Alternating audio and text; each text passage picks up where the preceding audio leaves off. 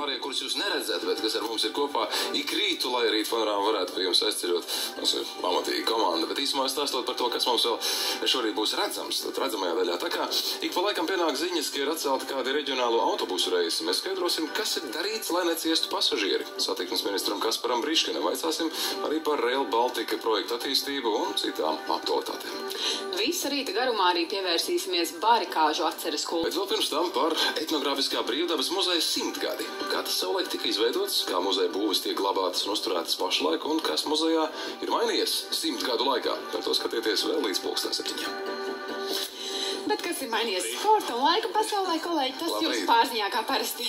Gusts nedēļas sākumā teica, mēs esam izmosījuši līdz otrdieniem, tagad esam tikuši līdz piekdieniem. Es teikšu tāds vārds. Varbūt neizmosījuši, bet teica, esam izcietušies līdz otrdienai, vai kaut kā tā, ka mēs esam tikuši līdz barinai. Es ņemšu arhīvu, skatīšos cauri replejā. Katrā ziņā esam sagaidījuši piekdienu. Tas ir labi. Tas ir Forši.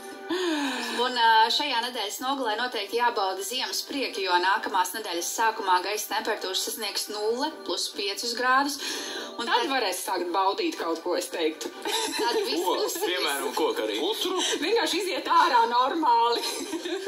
Pēc tam atkal būs plēts sals. Cik cilvēki tik viedokļi, te mēs redzam pa 4 šeit. Tātad šodien mīnus vēl lielie. Šodien mīnus, jā, un arī šajā rītā, protams, jārēķinās, ka braukšanas apstākļi ir sarežģīti.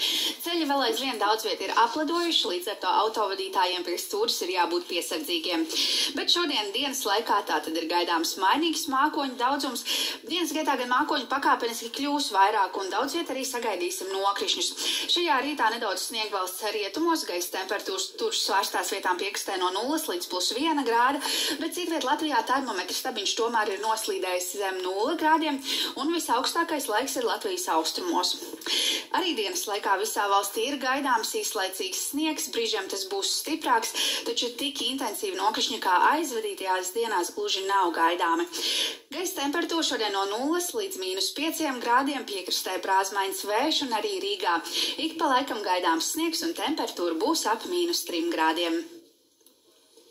Nu, tad tagad beidzot nevis par mani, nevis par sniegu, bet par sportu tev ir iespēja. Mēs aizkadrā redzējām, ka tu teici, nesam izcietušies.